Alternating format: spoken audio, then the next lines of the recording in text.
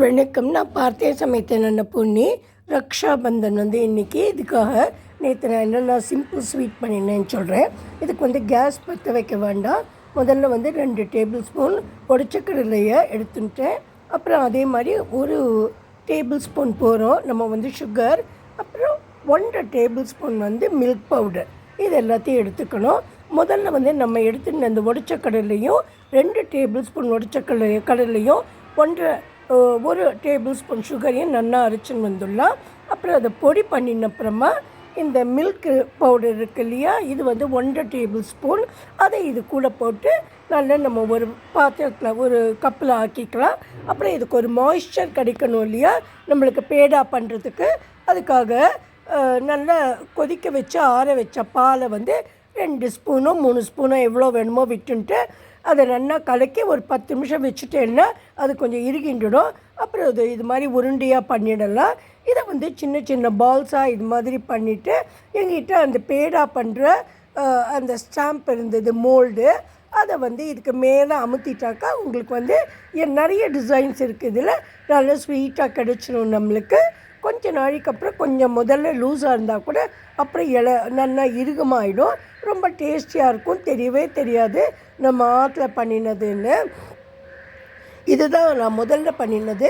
Suppose உங்களுக்கு இந்த மாதிரி இது சேர்க்க வேண்டாம் உடச்ச கடலைன்னா வெறுமனையாக நீங்கள் பண்ணலாம். இந்த மில்க் பவுடர் சுகர் வச்சுட்டு அதுதான் ஒயிட்டாக இருக்குது பாருங்க. அதுவும் நான் உங்களுக்காக பண்ணி காமிச்சிருக்கேன். ஆனால் இந்த பால் விடும்போது பார்த்து விட்டுக்கோங்க. ஜாஸ்தி விட்டேன்னா கொழுன்னு ஆகிடும். அதுக்கப்புறம் அதுக்கு மேலே ஏதாவது பவுடர் ஆட் பண்ண வேண்டியதாக இருக்கும். இது ரொம்ப சிம்பிள் அண்ட் டேஸ்டி ஸ்வீட்டு. அடுத்த ஸ்வீட் நான் பண்ணினது இந்த ட்ரை ஃப்ரூட்ஸ் எடுத்து ஒரு சின்னதாக உருண்டை, அதாவது லட்டு மாதிரி. இதில் 4-5 டேட்ஸ் எடுத்துட்டுருக்கேன், பேரிச்சம்பழம்.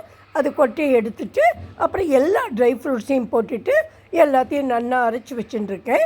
இந்த பேரிச்சம்பழத்தையே மாய்ஸ்சர் இருக்கும், நம்ம எதுவுமே போட வேண்டாம்.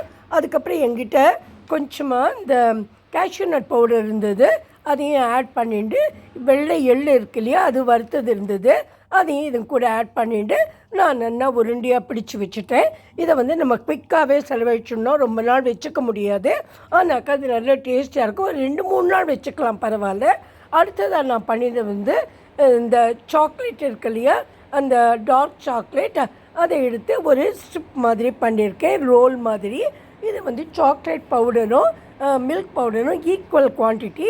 இதுக்கு நான் சுகரே போடலை. இதுக்கு நடுவில் வச்சுட்டு இதை நல்லா நம்ம கொஞ்சம் பால் விட்டுட்டு நல்லா நம்ம கையில் பிடிக்கிற மாதிரி வச்சுட்டு உள்ளுக்குள்ளே ஒவ்வொரு பதாமை வச்சு இது மாதிரி பண்ண வேண்டியது தான். இது 3 தான் நான் பண்ணினேன். ஒன்று பேடா, மில்க் பேடா, மில்க் பவுடர் பேடா. ரெண்டாவது அந்த ட்ரை ஃப்ரூட்ஸில் சின்னதாக லட்டு. அடுத்தது இந்த சாக்லேட் ரோல்ஸ். இது 3 தான் நான் பண்ணினேன். Hope you all will like this. இதுக்கு கேஸ் எல்லாம் மூட்ட வேண்டாம். எல்லா சாமானையும் எடுத்து வச்சுட்டோன்னா ஒரு 10-15 நிமிஷத்தில் இதை பண்ணி முடிச்சிடலாம். அதுக்கப்புறம் எடுத்து வைக்கிறதுக்கு உங்களுக்கு ஒரு 10 நிமிஷம் ஆகும். If you like my video please subscribe to my channel and ஒரு லைக் போடுங்கோ. உங்கள் ஃப்ரெண்ட்ஸ் யாருக்காவது இன்ட்ரெஸ்டடாக இருந்தால் ஷேர் பண்ணுங்க. இது எல்லாமே நான் ரொம்ப சிம்பிளாக தான் பண்ணியிருக்கேன். அட் த சேம் டைம் ரொம்ப குவிக்காகவும் பண்ணிடலாம் அண்ட் வெரி டேஸ்டி ஆல்சோ. ஆற்றுக்கு வரவா அவள் கொண்டு வந்தால் நம்ம திரும்பி கொடுக்கணும் இல்லையா, அதுக்காக நான் பண்ணியிருக்கேன். Thank you friends. Meet you in my next video. Thanks a lot.